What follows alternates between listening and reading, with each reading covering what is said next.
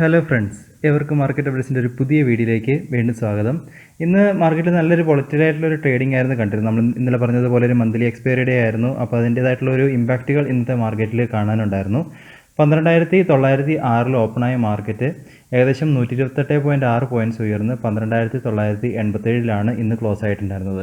ഇന്നത്തെ ഒരു മാർക്കറ്റ് ശ്രദ്ധിച്ചു കഴിഞ്ഞാൽ ഒരു ഫസ്റ്റ് ഹാഫിൽ ഒരു ഡൗണിലേക്കായിരുന്നു പോയിരുന്നതെങ്കിൽ സെക്കൻഡ് ഹാഫിലായിരുന്നു മാർക്കറ്റിലൊരു ഹെൽത്തി ആയിട്ടുള്ളൊരു ബൈയിങ് കാണാനുണ്ടായിരുന്നത്.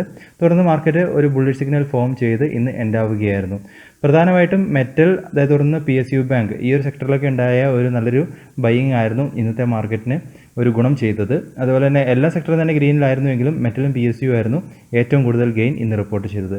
നിഫ്റ്റിയിൽ നോക്കിക്കഴിഞ്ഞാൽ JSW steel, Tata steel, Grasim, Bajaj finance, Shri cements, ഈ ഒരു കമ്പനികൾ, ഈ ഒരു 5 സ്റ്റോക്കുകളായിരുന്നു ഏറ്റവും കൂടുതൽ ഗെയിൻ ഇന്ന് നിഫ്റ്റിയിൽ രേഖപ്പെടുത്തിയിരുന്നത്.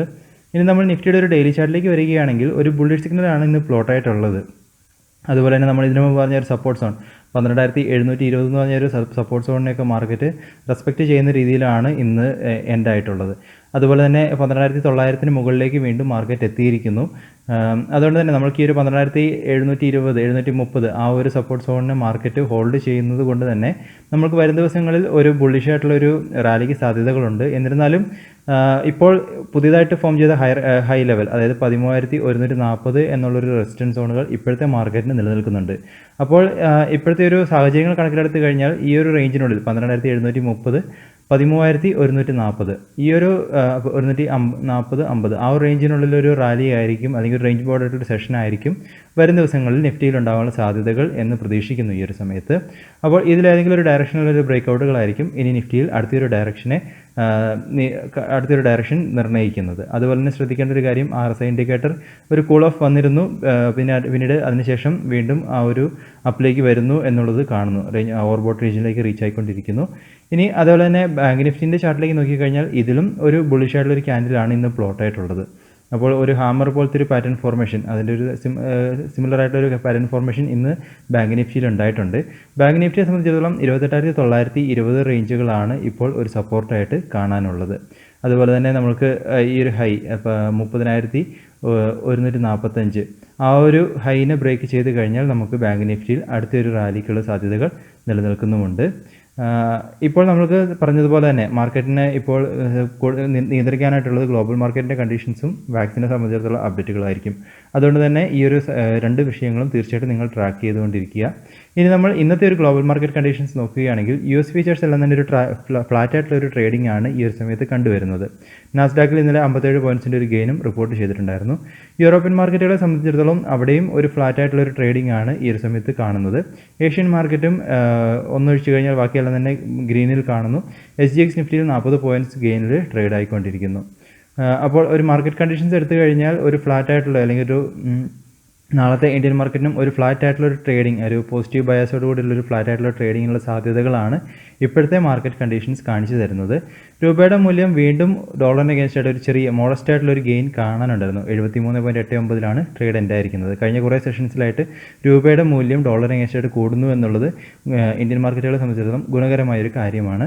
അതുപോലെ തന്നെ ഇൻസ്റ്റിറ്റ്യൂഷൻ ആക്ടിവിറ്റിയിലേക്ക് വരികയാണെങ്കിൽ FIIൻ്റെ ഭാഗത്ത് നിന്ന് വീണ്ടും ഒരു പർച്ചേസ് അവരുടെ ഭാഗത്ത് നിന്ന് വന്നിരിക്കുന്നു. 2,027 കോടിയുടെ ഒരു നെറ്റ് ഇൻവെസ്റ്റ്മെൻറ്റ് ക്യാഷ് മാർക്കറ്റിൽ വന്നിരിക്കുന്നു.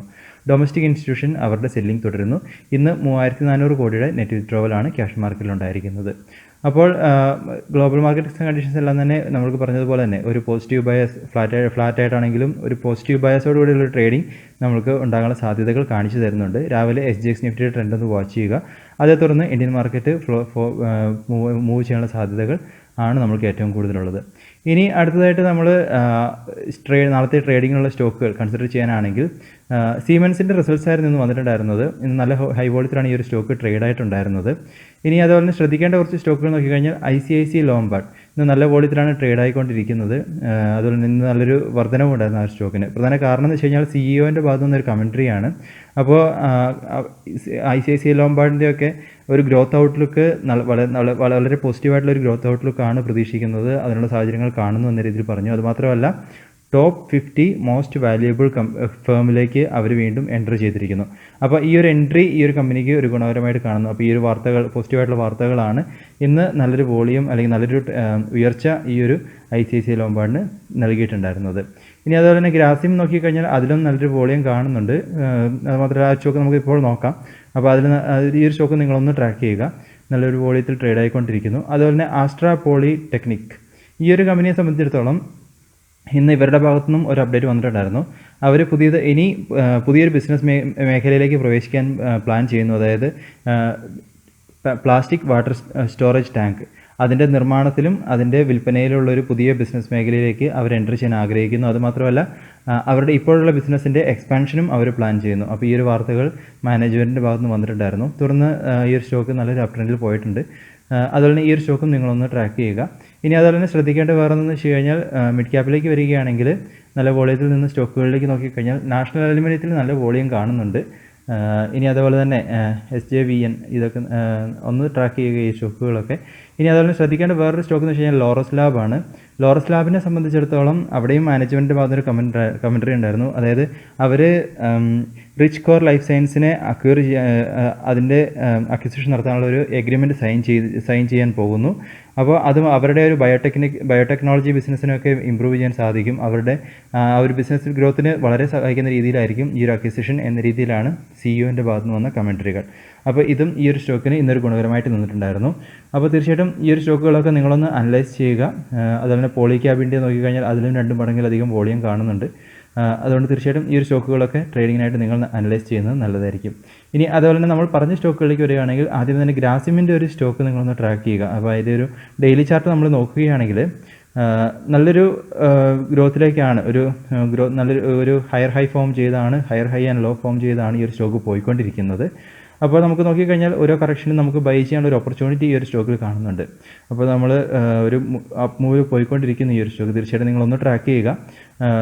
നല്ലൊരു റിട്ടേൺസിനുള്ള സാധ്യതകൾ ഈ ഒരു സ്റ്റോക്കിൽ നിലനിൽക്കുന്നുണ്ട്. അപ്പോൾ വരും ദിവസങ്ങൾ ഇപ്പോൾ RSI ഇൻഡിക്കേറ്റർ വീണ്ടും ഓവർബോട്ട് റീജിയനിൽ മുകളിലായിട്ടുണ്ട്, ക്രോസ് ചെയ്തിട്ടുണ്ട്. അപ്പോൾ ഒരുപക്ഷെ ഒരു കറക്ഷൻ വന്നു കഴിഞ്ഞാൽ നമുക്ക് ഈ ഒരു ട്രെൻഡ് ലൈൻ്റെ ഒരു സപ്പോർട്ടുകൾ എടുത്ത് നമ്മൾക്ക് ഈ ഒരു സ്റ്റോക്കിൽ എൻട്രി കൊടുക്കാമെന്ന് തോന്നുന്നു ഈ ഒരു സമയത്ത്.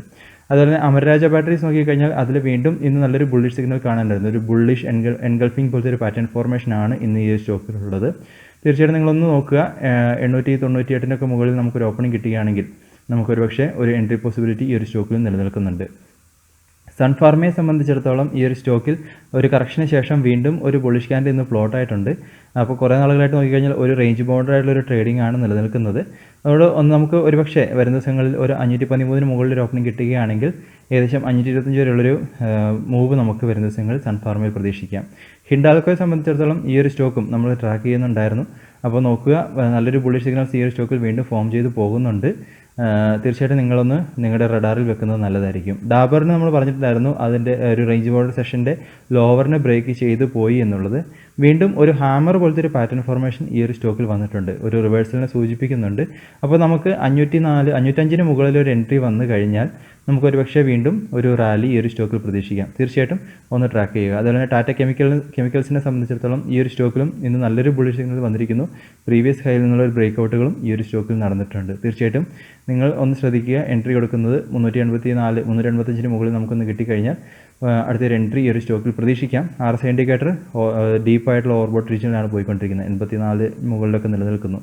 ഇനി ശ്രീറാം ട്രാൻസ്പോർട്ട് ഫിനാൻസിനെ സംബന്ധിച്ചിടത്തോളം അതിലൊരു ഹാങ്ങിങ് മാൻ പോലത്തെ ഒരു പാറ്റേൺ ഫോർമേഷൻ വന്നിട്ടുണ്ട്. അപ്പോൾ നമുക്ക് ഒരു റിവേഴ്സലിനുള്ള സാധ്യതകളാണ് കാണുന്നത്. അപ്പോൾ 1023 ബ്രേക്ക് ചെയ്ത് താഴേക്ക് വരികയാണെങ്കിൽ നമുക്കൊരു കൺഫർമേഷനായി കണക്കാക്കി ഷോർട്ട് ടൈമിലൊക്കെ ട്രേഡ് ചെയ്യുന്നവരാണെങ്കിൽ കൺഫർമേഷനായിട്ട് എടുത്ത് നമുക്ക് ഒരു വിത്ഡ്രോവൽ, ഒരു പ്രോഫിറ്റ് ബുക്കിങ്ങിനെ കുറിച്ച് ആലോചിക്കാവുന്നതാണ്. ഈശ്വർ മോട്ടോഴ്സിനെ സംബന്ധിച്ചിടത്തോളം ഈ ഒരു സ്റ്റോക്കിലും നമ്മൾക്ക് ബിയറിഷ് ക്യാൻഡിൽ നിന്ന് അടുത്തൊരു ബിയറിഷ് ക്യാൻഡിൽ കൺഫർമേഷൻ തരുന്നുണ്ട്. ഒരു പ്രോഫിറ്റ് ബുക്കിങ്ങിനുള്ള ഒരു ചാൻസസ് ആണ് ഈ ഒരു സ്റ്റോക്കിൽ കണ്ടുവരുന്നത്. അപ്പോൾ തീർച്ചയായിട്ടും ഈ ഒരു സ്റ്റോക്കും നിങ്ങൾ പ്രോഫിറ്റിലാണെങ്കിൽ ഒന്ന് ഈ ഒരു അടുത്ത മൂവൊക്കെ ഒന്ന് വാച്ച് ചെയ്യുക. അപ്പോൾ ഇതൊക്കെയാണ് പ്രധാനപ്പെട്ട സ്റ്റോക്കുകൾ അനലൈസ് ചെയ്യാനുള്ളത്. ബാക്കിയുള്ള സ്റ്റോക്കുകൾ നിങ്ങളുടെ ഭാഗത്തുനിന്ന് ഒരു അനാലിസിസ് നടത്തുക. ഇനി അതുപോലെ തന്നെ ശ്രദ്ധിക്കേണ്ടതെന്ന് വെച്ച് കഴിഞ്ഞാൽ സിറ്റി ഇൻഡിഗോയിനെ ഡൗൺഗ്രേഡ് ചെയ്തിട്ടുണ്ട്. അതുപോലെ തന്നെ ജെഫ്രിയെ സംബന്ധിച്ചിടത്തോളം അവർ ഇൻഡസിൻഡ് ബാങ്കിനെ ബൈ റേറ്റിംഗ് ആണ് കൊടുത്തിരിക്കുന്നത്. 1000 ടാർഗറ്റ് പ്രൈസ് ആയിട്ട് ഫിക്സ് ചെയ്തിരിക്കുന്നത്. അതുപോലെ തന്നെ ITCയെ സംബന്ധിച്ചിടത്തോളം CLSA അവർക്കും ഒരു ബൈ റേറ്റിംഗ് ആണ് കൊടുത്തിരിക്കുന്നത്. 235 രൂപ ടാർഗറ്റ് പ്രൈസ് ആയിട്ട് സെറ്റ് ചെയ്തിട്ടുമുണ്ട്. അപ്പം ഈ ഒരു കമ്പനികൾ നിങ്ങളൊന്ന് അനലൈസ് ചെയ്യുക. അപ്പോൾ അതേ തുടർന്ന് നിങ്ങൾ കണ്ടെത്തുന്ന കാര്യങ്ങൾ തീർച്ചയായിട്ടും ഒന്ന് കമൻറ്റ് വഴിയായിട്ടൊക്കെ ഒന്ന് അറിയിക്കുക. ഇനി അടുത്തായിട്ട് പ്രധാനപ്പെട്ട മാർക്കറ്റ് അപ്ഡേറ്റുകളിലേക്ക് പോവുകയാണെങ്കിൽ ആദ്യമേ തന്നെ കല്യാൺ ജ്വല്ലറിൻ്റെ IPO ഈ ഒരു ഡിസംബറോട് കൂടി മാർക്കറ്റിലേക്ക് വരാനുള്ള സാധ്യതകൾ ഉണ്ട് എന്ന രീതിയിൽ ഒരു ന്യൂസ് ഇന്ന് വന്നിട്ടുണ്ടായിരുന്നു. അപ്പോൾ അവർ 1750 കോടിയുടെ ഒരു IPO ആണ് ഉദ്ദേശിക്കുന്നത് മാർക്കറ്റിൽ. അതിൽ നോക്കിക്കഴിഞ്ഞാൽ 1000 കോടിയുടെ ഒരു ഫ്രഷ് ഇഷ്യൂവും അതുപോലെ തന്നെ 750 കോടിയുടെ ഒരു ഫ്രഷ് ഓഫർ ഫോർ സെയിലും പ്രൊമോട്ടറിൻ്റെ ഗ്രൂപ്പിൻ്റെ ഭാഗത്തു നിന്ന് ഒരു ഓഫർ ഫോർ സെയിലുമാണ് വെക്കാൻ ഉദ്ദേശിക്കുന്നത്. അപ്പോൾ ഇതിൻ്റെ ലിസ്റ്റിംഗ് പ്രൈസും ഒരു പ്രൈസ് ബാൻഡും ഒന്നും നമുക്ക് ഇതുവരെ കിട്ടിയിട്ടില്ല. DRHP ഫയലിനെ സംബന്ധിച്ചിടത്തോളം ഈ ഒരു ഡാറ്റകളാണ് പബ്ലിഷ് ആയിട്ടുള്ളത്. അതുപോലെ തന്നെ നിങ്ങളൊന്ന് ട്രാക്ക് ചെയ്യുക. നമുക്ക് വരും ദിവസങ്ങളിൽ ഈ ഒരു സ്റ്റോക്കിൻ്റെ ഒരു RHP ഫയലൊക്കെ കിട്ടിക്കഴിഞ്ഞാൽ ഈ ഒരു ലോട്ട് സൈസും അതുപോലെ തന്നെ പ്രൈസ് ബാൻഡും ഒക്കെ നമുക്ക് അറിയാൻ സാധിക്കുന്നതാണ്. ഈ ഒരു കമ്പനിയുടെ ഫിനാൻഷ്യൽസ് നോക്കുകയാണെങ്കിൽ 2019-2020 കാലഘട്ടത്തിൽ അവർക്ക് ഏകദേശം 11,181 കോടിയുടെ ഒരു റവന്യൂ ആണ് റിപ്പോർട്ട് ചെയ്തിരിക്കുന്നത്. അതുപോലെ തന്നെ 2018-19 അതിന് മുന്നത്തെ കാലയളവിൽ നോക്കിക്കഴിഞ്ഞാൽ 9,814 കോടി, അതായത് കഴിഞ്ഞ 19 കാലഘട്ടത്തെ അപേക്ഷിച്ച് 3.7% വർധനവ് 20ലേക്ക് വരുമ്പോൾ അവർക്ക് കാഴ്ചവെച്ചിട്ടുണ്ട്. അതുപോലെ തന്നെ പ്രോഫിറ്റ് നോക്കിക്കഴിഞ്ഞാലും നഷ്ടത്തിൽ നിന്നും ലാഭത്തിലേക്കാണ് 2020 അവർ വന്നിട്ടുള്ളത്. അത് തീർച്ചയായിട്ടും ഈ ഒരു ഫിനാൻഷ്യൽ റെക്കോർഡൊക്കെ നിങ്ങൾക്ക് DRHP ഫയൽ കണ്ടെത്താൻ സാധിക്കുന്നതാണ്. സെബിയുടെ വെബ്സൈറ്റിൽ പോയി കഴിഞ്ഞാൽ തീർച്ചയായിട്ടും ആ ഒരു ഫയൽ നിങ്ങൾക്ക് കണ്ടെത്താൻ സാധിക്കും. തീർച്ചയായിട്ടും ഈ ഒരു സ്റ്റോക്കിനെ ഇവരുടെ ഒരു ബിസിനസ്സും എല്ലാം നിങ്ങളൊന്ന് അനലൈസ് ചെയ്യുക. അപ്പോൾ നമുക്ക് ഒരു RHP ഫയൽ സൈൻ ആകുന്നതോടുകൂടി ഇവരുടെ ലിസ്റ്റിംഗ് ഡേറ്റും കാര്യങ്ങളെല്ലാം നമുക്ക് അറിയാൻ സാധിക്കുന്നതാണ്.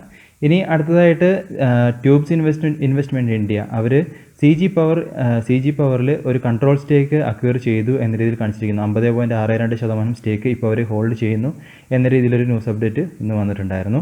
ഇനി അടുത്തതായിട്ട് DHFL ദിവാൻ ഹൗസിംഗ് ഫിനാൻസിനെ സംബന്ധിച്ചിടത്തോളം അവരുടെ Q2 റിസൾട്ട്സ് പബ്ലിഷ് ആയിട്ടുണ്ട്. 2,122 കോടിയുടെ നെറ്റ് ലോസ് ആണ് റിപ്പോർട്ട് ചെയ്തിരിക്കുന്നത്. എന്നിരുന്നാലും കഴിഞ്ഞ വർഷത്തെ കമ്പയർ ചെയ്ത് നോക്കിക്കഴിഞ്ഞാൽ കഴിഞ്ഞ വർഷം അവർക്ക് 6,640 കോടിയുടെ ഒരു നെറ്റ് ലോസ് ആയിരുന്നു. അതിൽ നിന്നും ഒരു കുറവ് കൊണ്ടുവരാൻ സാധിച്ചു എന്ന് കാണുന്നുണ്ട്. അപ്പോൾ അതേ തുടർന്നാണ് ഈ ഒരു സ്റ്റോക്കിൽ നിന്ന് ഒരു അപ് ട്രെൻഡിൽ പോയിട്ടുണ്ടായിരുന്നത്. ഇനി അടുത്തതായിട്ട് ഗ്ലൻമാർക്ക് ഫാർമയെ സംബന്ധിച്ചിടത്തോളം അവർ ഡൗ ജോൺസ് സസ്റ്റൈനബിലിറ്റി ഇൻഡെക്സിൽ അവർ തുടർച്ചയായിട്ട് 3ാമത്തെ വർഷവും അവർ ആഡ് ചെയ്തിട്ടുണ്ട്. ഇതൊരു കമ്പനിക്ക് ഒരു പോസിറ്റീവ് ന്യൂസ് ആയിട്ട് കണക്കാക്കപ്പെടുന്നു.